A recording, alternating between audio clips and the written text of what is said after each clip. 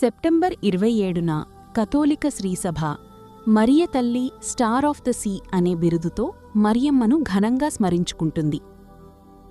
ఒక చిన్న గ్రామంలో ప్రజల జీవితం మొత్తం సముద్రంపైనే ఆధారపడి ఉండేవారు. మత్స్యకారులు ప్రతిరోజూ పడవలతో సముద్రంలోకి వెళ్లి చేపలు పట్టేవారు. కాని ఒకసారి భారీ తుఫాను వచ్చింది. ఆకాశం నల్లగా మారింది. అలలు ఎత్తుగా ఎగిసిపడ్డాయి. సముద్రంలో ఉన్న పడవలు దారి తప్పిపోయాయి. గ్రామ ప్రజలు భయంతో వణికిపోయారు. ఆ సమయంలో ఒక వృద్ధ మహిళ అందరితో ఇలా చెప్పింది: భయపడకండి, పవిత్ర తల్లి మరియమ్మ మనతో ఉంది.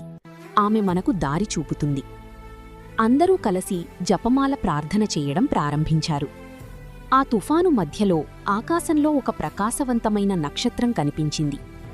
సముద్రంలో ఉన్న మత్స్యకారులు కూడా ఆ వెలుగును చూశారు. ఆ నక్షత్రం వెలుగును అనుసరిస్తూ వారు సురక్షితంగా తీరం చేరుకున్నారు. గ్రామ ప్రజలు ఆనందంతో కన్నీళ్లు పెట్టుకున్నారు. వారు ఆ అద్భుతాన్ని మరియమ్మ మధ్యవర్తిత్వంగా నమ్మారు. అప్పటినుండి వారు ఆమెను ప్రేమతో our lady star of the sea అని పిలవడం ప్రారంభించారు. స్టార్ ఆఫ్ ద సీ అంటే సముద్రపు నక్షత్రం. పాతకాలంలో నావికులు రాత్రివేళ నక్షత్రాలను చూసి దారి కనుగొనేవారు. అలాగే మన జీవితంలో కూడా కష్టాలు, బాధలు, నిరాశలు అనే తుఫాన్లు వస్తాయి. అప్పుడు మరియమ్మ మనలను యేసు దగ్గరకు నడిపించే వెలుగైన నక్షత్రంలా ఉంటుంది. మరియమ్మ గురించి ప్రపంచవ్యాప్తంగా ఎంతో ప్రసిద్ధి చెందింది.